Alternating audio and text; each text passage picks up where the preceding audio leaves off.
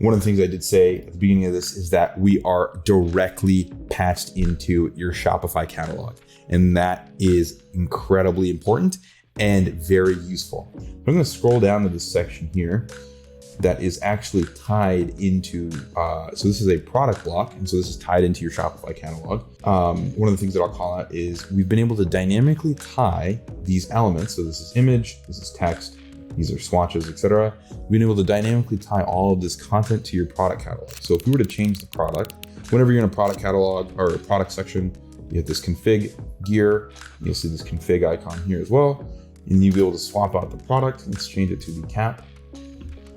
You'll notice that the image changed, the title, the swatch options, if this was a subscription product, you would actually see different selling plans. Selling plans are simply the 30-day, 60-day, whatever the variance you have on a subscription product. That's what a selling plan is.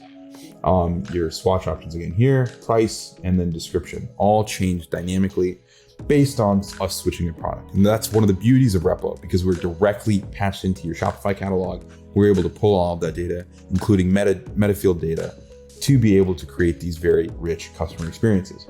Now, as mentioned previously, we have the ability to customize what happens when someone clicks on an element.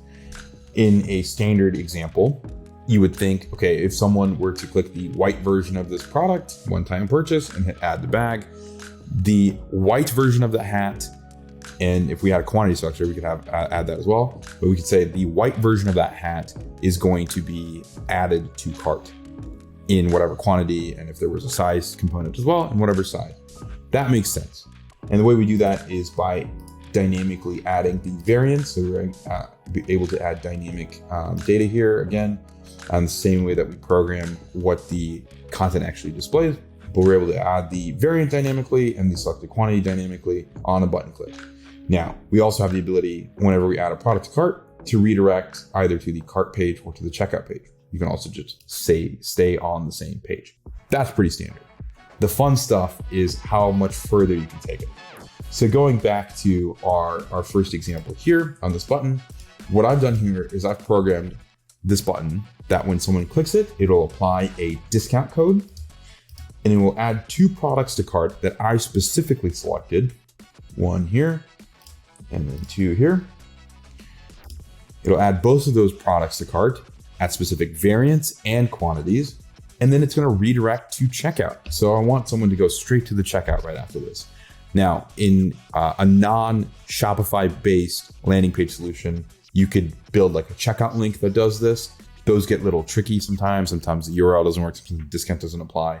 This streamlines the ability and reduces your need to create custom links or anything like that, but it also gives you much more functionality. Let's say instead of going to the checkout page, you wanted to go to another page. Let's say you're trying to sequence in like a funnel, for example. Instead of having a redirect to checkout, you can just redirect to a specific URL. So you're going to add the product to cart and then redirect to a URL. So you're able to build out funnels on the front end before you get to the checkout as well.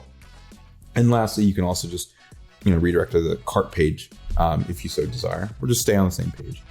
So again, a lot more customization than what you may be used to, all without needing to code.